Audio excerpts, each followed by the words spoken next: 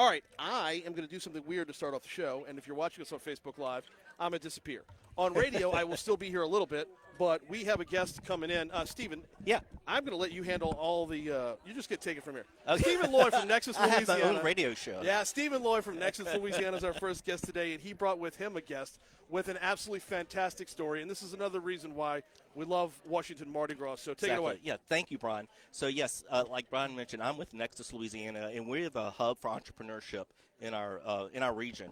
And we do several events, including Pitch BR, which is actually happening February 16th at the Electric Depot.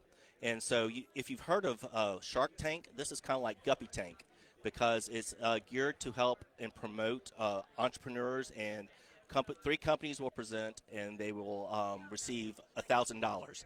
And it's not so much about the prize money as it is about the experience of presenting to a crowd and also getting good feedback from judges and the audience. So that is February 16th. We're still looking for companies that are wanting to present. So it doesn't matter if you're a tech company or a food company or whatever you may be. If you're in an early stage company that's looking to grow and want some experience in pitching, then please join us for Pitch BR on February 16th. We're also having another event, as we do every year, called Brew. You'll look to that. We'll be announcing that somewhere in May. But, yeah, so we are the hub for entrepreneurship, and we've been around for more than 30 years.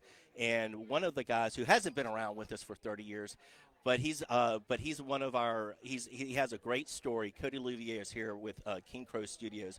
So, Cody, you came to us a while ago, and you said you wanted to create video games, and we asked how much you said you wanted to publish and create video games. And we asked you how much experience you had with that, and you said goose egg. So we said, okay, you need to do this. And doggone it, if not less than 6 months later, you came back, check, check, check, and then look where you are today. So tell us about the story of King Crow Studios.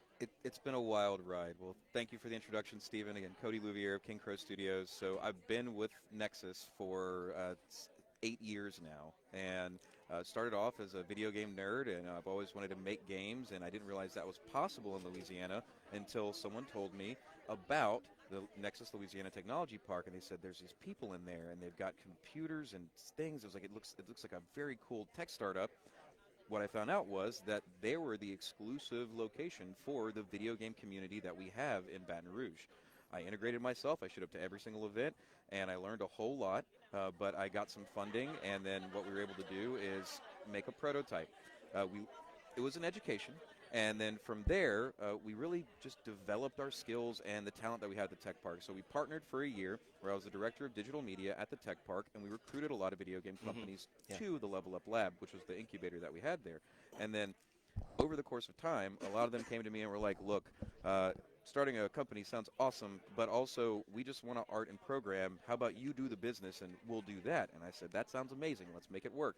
Then we started going into doing contract work. We made some games, some software, and made a prototype for a virtual reality game where you're cooking gumbo on a space station.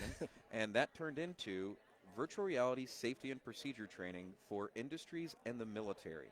So also we work with East Baton Rouge Parish Library, and there's a myriad of other clients that we've worked with just to do cool tech stuff. No. Not to disparage the library, but when you throw out the U.S. military, trailing a bookmobile behind it doesn't really give the sell, buddy. Well, I wanted to give them a shout out. They appreciate it. They appreciate it. And honestly, they are what we're able to do there. I'm hoping is going to open up exponentially. Yeah. They're truly wanting to see innovation, Right. and train. What we're able to do is take that military and that industry stuff and go, look what we can do. We can reduce overall training time by sometimes up to 90%. Like we had a white paper, so B-52 pilots. They had the standard class that did the normal training. Then they had our class that had our specific virtual reality trainer. 90% reduction in training time and 30% reduction of errors. Wow. It was insane. And it's a white paper. It's published. So we have this empirical evidence to show that what we're doing is real much virtual. And you mentioned, too, like for B-52s, it's like if they have to practice how to change tires, for instance. Everything. And you can't do that unless the bird's on the tarmac, not doing anything else, and that takes up time. But with virtual training, the B-52 can be up doing other things, but they can go in afterwards, right? There's a library. It's like, I really need help doing this, and they can just kind of perfect it until they get it done. It's been such an amazing experience learning how beneficial this can be for everyone, and Right. in the practical sense, making sure it fits in the right place. But one of the things that I want to talk about is all of this is only possible because of the networking opportunities and some of our biggest champions like Steven here. He was promoting us before we were even doing this kind of cool stuff.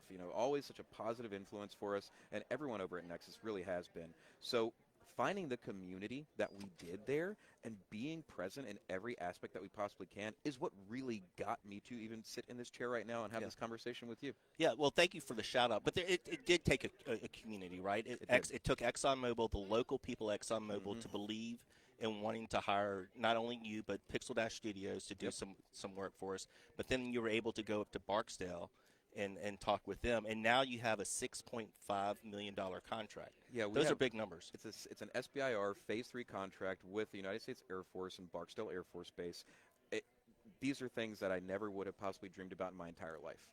I just couldn't have imagined this is real. I'm going to go ahead and jump in because I got a couple questions as well for both of y'all, actually.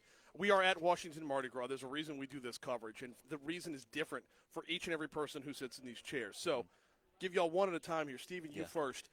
What was your reason to want to be at Washington Mardi Gras, and what have you gotten out of it? It's really to be here for our guys, for our members, because you're not going to be in one building and have such I'm going to say a nexus of people, of influencers. Yeah. You have politicians, you have a lot of business people here as well, and these are type of individuals that can help our members go forward.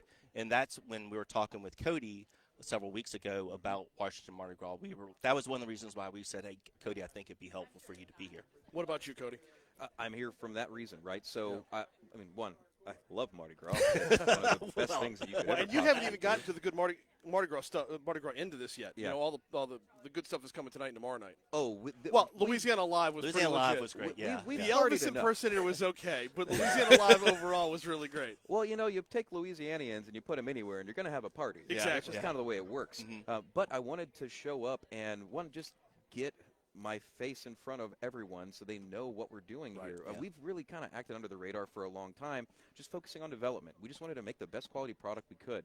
And now, as opposed to working in the business, I'm working on the business. And this is where we're at. We want to show people what we can do. We want to explain this, because this sounds fictional whenever I talk to Science people fiction. about it. It's science fiction, yeah. It is 100%. This is the stuff I dreamed about when I was a kid. Yeah. And we're getting to the apex of technology right now where it's starting to get easier for everyone to get a hold of it. The Quest headsets, they went up $100. They're like $400. Yeah. But it's that is the barrier for entry right now. The development's happening here in Louisiana, in Baton Rouge, right? Yeah. And that's the thing. And I know we always talk about how we're always at the top of the worst list and all that type of stuff. Yeah. That's while that may be here nor there, but we do have some great things happening here in Baton Rouge. Our entrepreneurs are just a part of that. So one more follow-up is that where y'all are located, physically located, with Louisiana Tech Park. Big announcement coming out last week, and then stepping away from Washington Mardi Gras, back to the business at home. Big announcement last week about the Florida corridor. Yeah.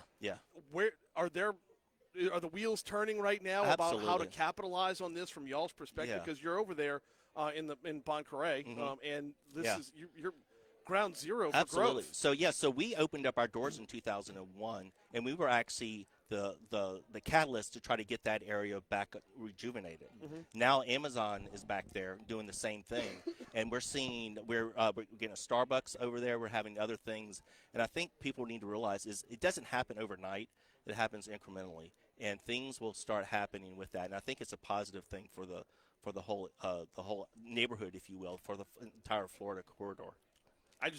Increasing y'all's footprint just seems like a no-brainer. Yeah, absolutely. And the thing is, it's like people like Cody needs to hire people to come, and they're young. They want to be in a vibrant community. They want to go to Whole Foods, get sushi for lunch, or do whatever. And you need to. Rouse's is opening in Florida, man. Don't plug the other. That's right. Well, that's true. That's true. And they don't even sponsor my show, but Thirds does.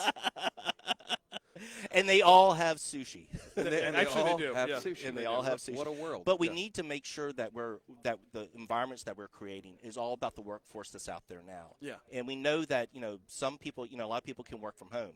So there's some advantages about that. Even And more so in your yeah. space. I mean, the work from home, Yeah. you can work from anywhere. We learned a lot about how we have to do that for the government. It's not easy. They have a lot of requirements, justifiably so. But we got through it all within the first couple of months, and now we run a hybrid. So we still go back to the office. Okay. There's FaceTime that me and some of the other people need. We feel like it's very important for us to have that connection again. Yeah. But then as far as work is concerned, we send them a computer, we send them a headset, they get to work and do whatever they need. And it's pretty amazing that you can do that now. Yeah. Literally almost anywhere. Anywhere you have mostly an internet connection. That's the one stipulation. Yeah, we have a pretty big bandwidth, but we also, you can bring your dog to work and do things like that. So we've learned we also have to kind of iterate and try to do what, try to help, you to recruit members and things like that. Well, the cool thing too, from my perspective, is the Tech Park is a 24-hour facility. It's secure, retinal scanners that you can go through to get into the side doors whenever the front office isn't open. So I sometimes need more than a whole day to write a contract. But there's once where I spent 48 hours finalizing a contract. Right. I was outside at 4 a.m. I was watching the sunrise outside the Tech Park. Having that place to focus on work, that way I can do that as opposed to being at home sometimes, has given me the ability to accelerate what I'm trying to produce. And then the amenities, there's a gym. There's, like the break room, like I get to go to the gym. I get to run at the end of the day. Gets my brain going, my blood starts circulating. I get back in there, and there's even a shower there. Like there's almost a fully functioning, I'm sure there's some people might have been staying there over the course of time, Stephen, and who knows. But it's like a fully functioning place that is just overall, we understand that location has given us so very much. And we see other people that are starting to show up there, and they get to experience that, and it's super refreshing to watch a new company discover this for the first time. Yeah. Is there a natural want to just kind of reach out and be that helping hand, to be the big brother there? Oh, like every day. Older brother, not big brother. Yeah. Big brother sounds a little That's bit the when I'm great thing talking about Zach. having like Cody on board. He is a great mentor. And the last Mentor is a much better there word. it There is. you That's go. the fancy word.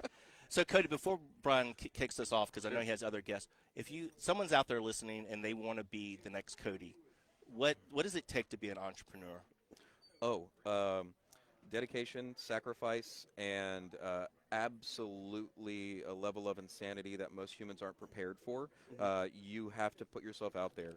Going from making games to being a defense contractor, you have to see what's out there, pivot, and understand that your ideas are sometimes great, but you have to be willing to listen to other people, take every meeting that you can, talk to everyone you possibly can get in front of, and learn as much as possible, because you by yourself will not go as far as you really want to. Whenever you have a team and people, mentors, advisors, that's what's going to give you the growth and sticking to it. Look, I had many ups and downs. This has not been a straight trajectory of success, but it's staying with it through all those trials and tribulations.